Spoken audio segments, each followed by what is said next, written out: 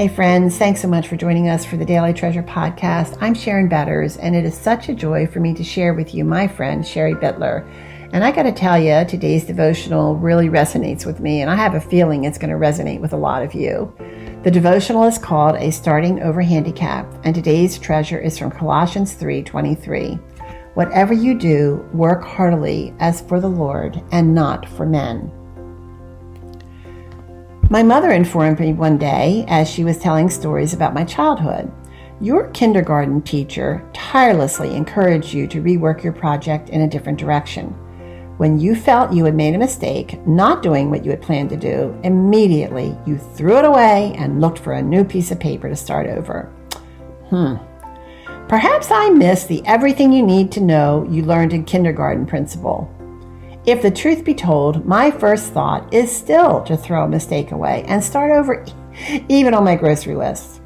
When I am asked to speak at a women's event, I often throw away 10 drafts before a working one settles into a spot on my desk. My sister and I have been planning a mini cousins camp agenda for our upcoming family reunion. She just shakes her head as I email again and again and say, please use this schedule, and throw the last one away. When we work at something, it should come out the way we planned, right? Well, I have learned it is certainly nice when that happens, but the reality is, friends, God is in control. Not us, not me. He is writing my story, even the little details.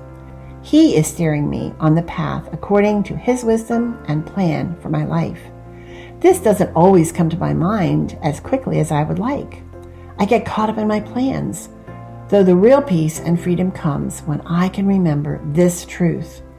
When I begin my day praying that I will turn stumbling blocks into stepping stones, my attitude strengthens and braces for an adventure instead of a chore. My flesh often wants to lean toward disappointment, negativity, and blame. It can be easy for me to justify and excuse, but down deep, I know better and I want better. With an intentional heart and stopping to pray, I turn my attitude to grateful, to positive, and I focus on the goal. I want my day to honor the Lord. I want my day to be a pleasant one for the people I will encounter. The gift of the gospel shouts God's love for me, and I must respond. Sometimes in weariness I respond, and I know He understands. The realization of this truth often breaks through my soul with joy, and my energy is renewed. So when it seems like nothing but stumbling blocks stand before me, I try to remember to take heart. Through the years, He continues to teach me when I acknowledge His control, His plan. When I am willing to do the work, the stepping stones appear. I am so grateful that He doesn't have a starting over handicap. At the beginning of this week, my calendar squares listed appointments for 2 days. Looking back at my week, I was out of the house every day.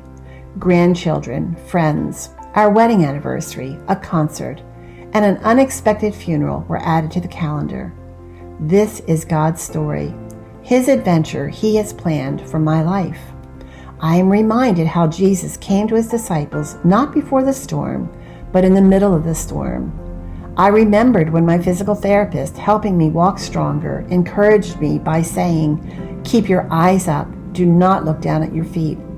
I was developing a habit of keeping my eyes down to scout for any tripping hazards or unsteady terrain. But somehow looking down becomes less about steadying me or comforting me and more about deterring my confidence.